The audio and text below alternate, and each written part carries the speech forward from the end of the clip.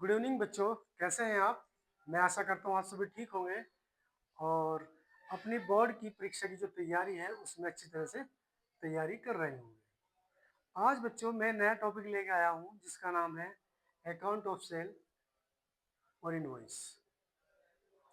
Invoice आज हम पढ़ेंगे इनवॉइस के बारे में कि इनवॉइस है क्या, इनवॉइस बनाता कौन है, कौन बनाने के बाद किसके पास भेजता है। ठीक है, तो ये सारी चीजें हम किसमें पढ़ेंगे? इनवॉइस में। अब हम पढ़ते हैं कि इनवॉइस है क्या चीज। टॉपिक है कि इनवॉइस। इनवॉइस है क्या चीज? तो इनवॉइस वो चीज है जिसमें सेलर क्रेता को जो माल सेल करता है और उसके संबंध में एक पत्र जो होता है, एक लेटर, एक क्रेता को भेजता है, यानी कि परचेजर को भेजता है। उस पत्र को ही या उस लेटर को ही इनवॉइस कहा जाता है। उस इनवॉइस में जिसको माल, जिसके द्वारा माल बेचा जा रहा है उसका नाम, उसका पता, परचेजर का नाम, जिसको भेजा जा रहा है उसका पता, एड्रेस, सब कुछ लिखा होता है। उसमें सारी चीजें इन्वॉल्व की जाती है। जैसे कि इसमें लिखा हुआ है सेलर नेम एंड एड्रेस, तो यहाँ पे सेलर का नाम और उसमें एड्रेस भी आता है। और सेलर का नाम आएगा, एड्रेस आएगा यहाँ पे। फिर डेट ऑफ इनवॉइस, उस इनवॉइस पर पत्र में जो लेटर होता है उसमें डेट ऑफ इनवॉइस भी लिखी रहेगी। उसमें ऑर्डर नंबर ऑफ इनवॉइस वो भी लिखा रहेगा। फिर कस्टमर नेम एंड एड्रेस, जो परचेजर होता है उसका नाम और उसका एड्रेस लिखा रहेगा। फोर्थ पॉइंट बनता है स्टेटमेंट ऑफ गुड्स, जो गुड्स के बारे में उसका रेट, उसकी क्वांटिटी, उसका प्राइस जो भी होगा उसके बारे में डिटेल रहेगी। और ट्रेड डिस्काउंट के बारे में जो भी डिटेल होगी कि ट्रेड डिस्काउंट एक सेलर कितना अपने कस्टमर को दे रहा है, 5%, 10%, 20%, वो भी उसका डिटेल उसमें रहेगी। Term of cash discount, condition भी रहेगी कैश डिस्काउंट में। अगर वो अपने कस्टमर को बनाने के लिए अगर सेलर पेमेंट मंगाता है और जो कस्टमर होता है वो 1 मंथ के टाइम में अगर पेमेंट कर देता है या 2 मंथ के टाइम में पेमेंट करता है तो उसको कैश डिस्काउंट दी जाती है। इसके बाद एक्सपेंसेस बाय सेलर, यानी कि सेलर के द्वारा जो एक्सपेंस किया जाएगा वो सब दिखाया जाएगा। और advance amount receive by the customer, amount जो भी रिसीव हुई वो भी दिखाई जाएगी। और लास्ट में खत्म होने के बाद में उस लास्ट में उस सेलर के क्या होते हैं, सिग्नेचर होंगे। तो ये सारी चीजें एक प्रपत्र जिसे बोलते हैं लेटर, और जिसका नाम है लेटर ऑफ इनवॉइस, यानी कि हिंदी में बोलते हैं इसको बीजक। ये सारा का सारा उसमें उल्लेख रहता है। इसके बाद यहाँ से स्टार्ट करते हैं इसका, ये था कॉन्सेप्ट। और कॉन्सेप्ट के बाद में इसका आएगा फॉर्मेट, के हम फॉर्मेट बनाते कैसे हैं। ब्योरा, जो भी ये डिटेल है इस डिटेल को लिखते कहाँ है, कहाँ कहाँ उसकी अमाउंट को लिखते हैं, कहाँ पे डेट लिखा जाएगा, कहाँ पे सेलर का नाम आएगा, कहाँ पे सेलर की एड्रेस आएगा। तो ये सभी चीजें उसमें फॉर्मेट के अंदर दिखाई जाएगी। चलिए फॉर्मेट देखते हैं। तो हमारे पास में फॉर्मेट आता है,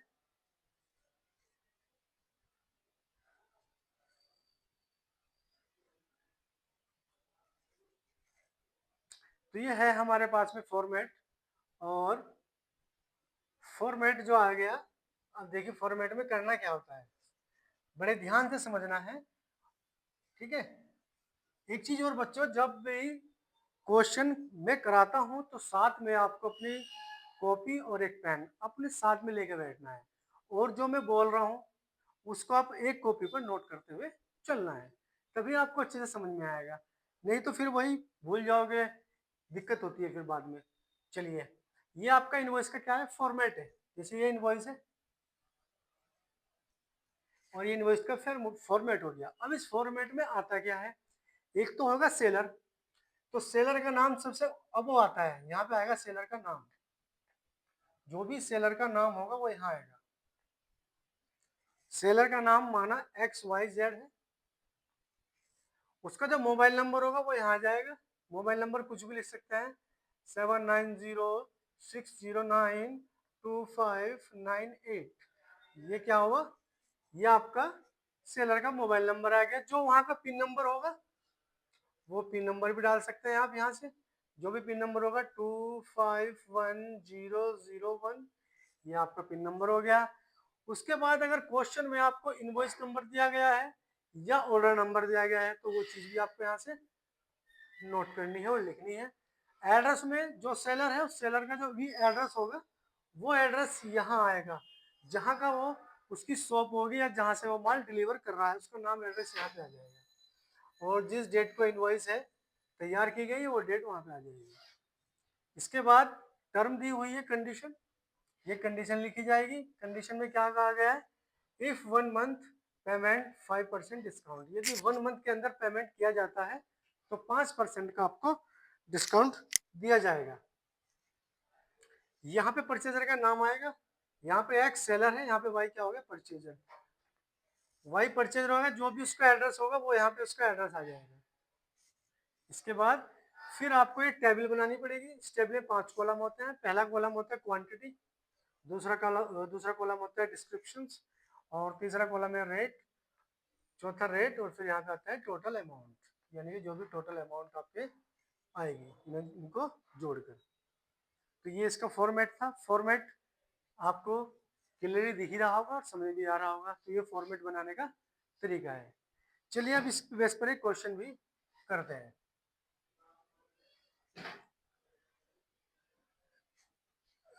यहाँ से ये क्वेश्चन है आपका, और ये देखिए क्वेश्चन कैसे करना है।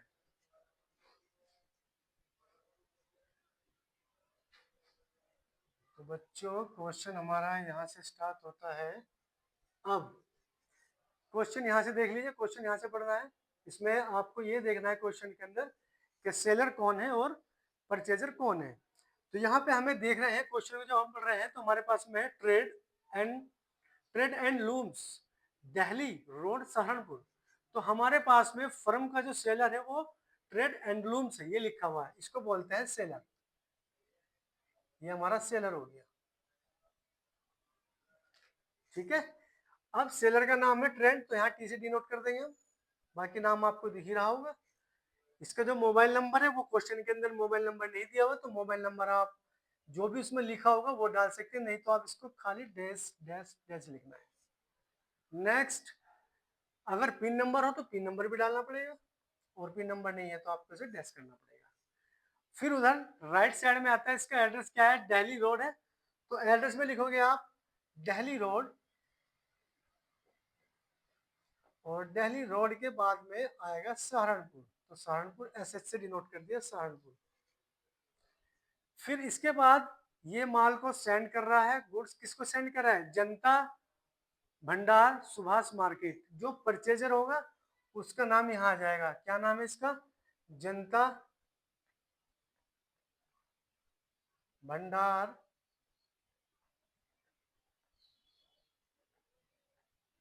सुभाष मार्केट,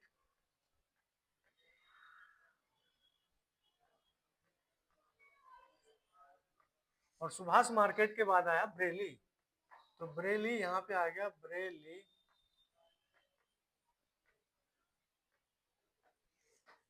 ठीक, तो यहाँ परचेजर का नाम आ गया।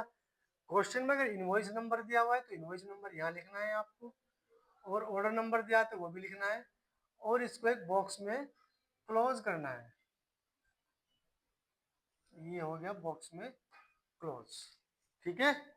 तो ये इसका बनाने का तरीका था, आपको पता लग गया होगा सेलर का नाम कहाँ था है और परचेजर का नाम कहाँ लिखा जाता है। आइए अब क्वेश्चन स्टार्ट करते हैं। क्वेश्चन है, फर्स्ट नंबर पे दिया है कि 10 dozen bed sheets single bed है, तो 10 डजन है, और उसका जो प्राइस दिया हुआ है वो दिया हुआ है 80 रुपीज पर सीट्स, तो क्वांटिटी हमारे पास में है 10 रुपीज, तो यहाँ लिखेंगे 10 रुपीज, और डजन है तो डजन को यहाँ लिखना है 10 डजन बेड शीट,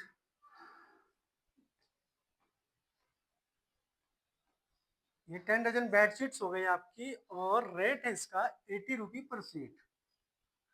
ये 80 रुपए की एक सीट है, और यहाँ पे 10 डजन है, तो आप कैसे मल्टीप्लाई करोगे, 10 डजन को पहले नंबर्स में चेंज करेंगे, 10 मल्टीप्लाई 112 और फिर मल्टीप्लाई 80, तो हमारे पास में हमारा जो आंसर निकल के आएगा वो 10 की मल्टीप्लाई 12 में करेंगे तो 120 आएगा, और 120 की मल्टीप्लाई करेंगे 80 में तो कितना आ जाएगा 9600। इसके बाद फिर सेकंड में कहा है 5 डजन बेडशीट से डबल और रेट है 125 रुपए पर सेट। ये भी ऐसे ही करना पड़ेगा। 5 डजन, क्या है ये, डबल बेडशीट है, बेडशीट, और इसका जो प्राइस दिया हुआ है वो कितना है 5 डजन का, 125 रुपीज, 125 रुपीज है। अब वही मल्टीप्लाई करना, 5 डजन है तो 5 मल्टीप्लाई 5 मल्टीप्लाई 12 और मल्टीप्लाई 125। अब हमारे पास कितना आ जाएगा वो देख लेते हैं, मल्टीप्लाई करके कितना आ जाएगा, 60 आएगा। 5 की मल्टीप्लाई करेंगे 12 में तो 60 आ जाएगा, और 60 की मल्टीप्लाई करेंगे किसमें, 125 में, तो ये आ जाएगा 7500। यहाँ से क्लियर हो गया। इसके बाद थर्ड नंबर पे आते हैं। थर्ड में कहा गया है कि 80 टेबल्स कवर है, तो 80 कवर, 80 लिखेंगे, और क्या क्या कवर है, ये टेबल कवर है तो लिख देंगे टेबल कवर।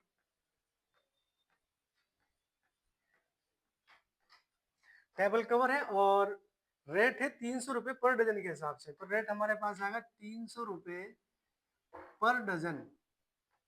अब यहाँ पे डजन यहाँ पे आया इस बार, तो थोड़ा सा चेंज करना पड़ेगा। यहाँ पे 80 टेबल्स कवर है और 300 रुपए पर डजन है, तो हमें इन्हें नंबर्स में चेंज करना पड़ेगा। तो 80 की मल्टीप्लाई 80 मल्टीप्लाई 300 जो आया है उसको मल्टीप्लाई करनी है 12 नंबर में लाने के लिए, तो ये आ जाएगा नंबर हमारे पास में, कितने नंबर आ जाएंगे, 12 दूनी 24 और 12 पंजे 60, तो कितना है 25, और 25 की मल्टीप्लाई करोगे आप 80 में तो कितना आ जाएंगे 2000, तो यहाँ लिख सकते हैं 2000, तो ये 2000 रुपीज आ गए। फिर फोर्थ एंट्री यहाँ पे दी गई है कि 20 डजन पिलो, तो यहाँ पे 20 लिखेंगे, 20 डजन पिलो, 20 डजन पिलो हो गया, और रेट इसका दिया हुआ है 360 पर डजन, 360 पर डजन। अब 20 की मल्टीप्लाई पर डजन के हिसाब से दिया, सीधी सीधी मल्टीप्लाई करनी है, 360 की मल्टीप्लाई 20 से कर देंगे, तो हमारे पास कितना आ जाएगा 7200। चलिए अब नेक्स्ट है और लास्ट है 120 टॉवल्स है, तो 120 टॉवल्स, टॉवल्स हो गए, फुल साइज है, रेट कितना है इसका 65 रुपीज, तो 65 रुपीज यहाँ डाल दिया मैंने, 65 रुपीज। अब हमें करना क्या है, वो ये 120 टॉवल्स है, 65 का रेट है, तो 120 मल्टीप्लाई 65, तो कितना आएगा, मल्टीप्लाई करके आ जाएगा आपके पास 78, यानी कि 7800। तो यहाँ से ये क्वेश्चन जितना भी आपको वैल्यू दी गई थी सबकी मल्टीप्लाई सीरियल वाइज हो चुकी है। ये भी पता लग गया होगा कि डजन को नंबर्स में कैसे डालना है और नंबर्स को डजन में कैसे कन्वर्ट करना है, वो मैंने आपको बता दिया। इसके बाद अब क्या करना है आपको, जितना भी टोटल माल सेल किया है आपने उसका टोटल करेंगे आप, यानी कि स्टार्टिंग से लेकर और लास्ट तक यहाँ से आपको टोटल करेंगे, तो टोटल अमाउंट हमारे पास आ जाएगी 34,100, ये रुपीज आया। इसके बाद अब हमारे पास में नीचे दिया हुआ है कि the seller incurred the following expenses for sending the goods, कुछ एक्सपेंस हुए हैं, 190 ट्रांसपोर्ट, स्टेशन 45, रेलवे फ्रेट 460 है, 10% का ट्रेड डिस्काउंट है। तो सबसे पहले हम लेस करना है ट्रेड डिस्काउंट, तो यहाँ से ट्रेड डिस्काउंट आएगा हमारे पास में 10%,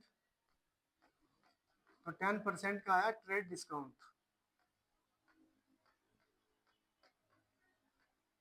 अब ट्रेड डिस्काउंट कितना आएगा 34,100 का, जब 10% निकालेंगे तो हमारे पास में आ जाएगा डिस्काउंट 300,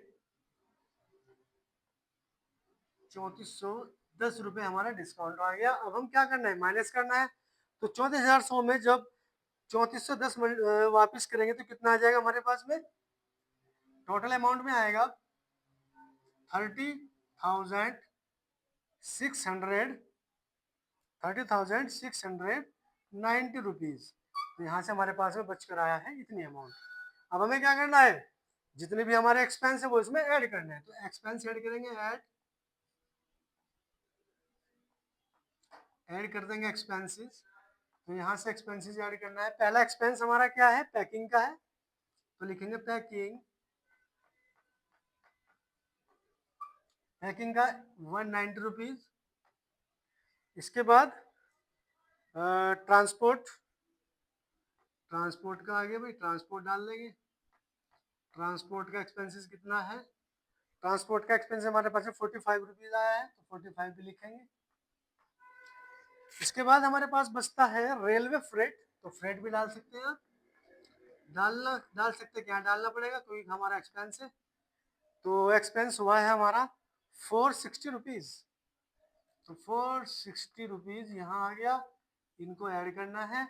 ऐड कर कर यहाँ जाएगा 5 और 6 और 4 10 और 9 19, एक लग गया, और 4 1 5 1 6, तो 695 रुपये आपके पास कितना है, ये हमारे एक्सपेंस के। दोनों को ऐड कर लेंगे तो अमाउंट आ जाएगी 5 9 और 9 18, एक कैरी आ गया, 6 और 6 12 और एक 13, फिर 1 और फिर 3। तो हमारे पास में जो आंसर आया है वो 31,385 रुपये आया है। तो यहाँ से हम टोटल करते हैं इसका, ये क्वेश्चन कंप्लीट हो चुका है। इस 31,000 को हमें लिखना है नंबर ऑफ वर्ड्स में। तो यहाँ लिखना है 31,000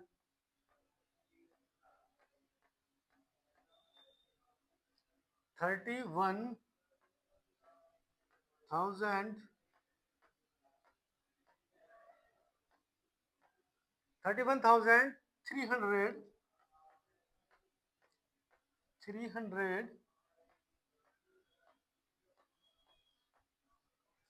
385 रुपीज। कितना आएगा, 385 रुपीज। यहाँ से आपका ये सवाल एकदम करेक्ट हो गया है, कंप्लीट आ गया, आंसर ये आ गया है। तो क्वेश्चन करने का तरीका आपका ये रहेगा। उसके बाद जो ट्रेड्स लूम्स है उसका नाम इधर आना है राइट साइड में, सबसे लास्ट में। यहाँ पे लिखना है आपको बाय, या साइन लिख सकते हैं, जो भी नाम इसका है, टी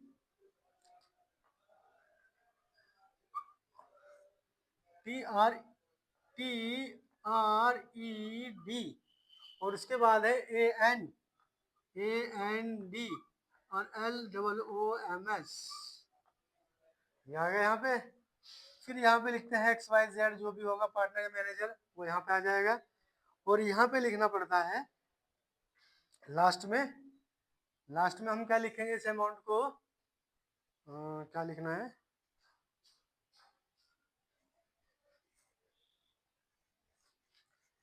यहाँ पे लिखना है आपको बच्चों, देखिए यहाँ पे लिखना है मिस्टेक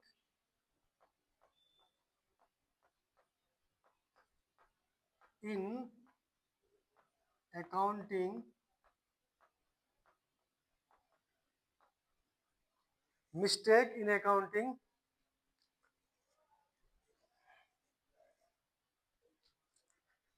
बच्चे यहाँ लिखना है आपको mistake in accounting will be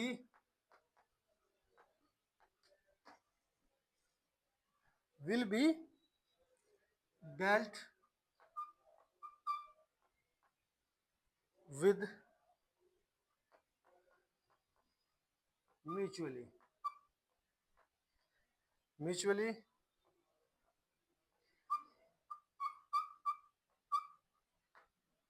ये आ गया यहाँ पे। यानी कि इसका मीनिंग होता है कि भूल चूक लेनी देनी।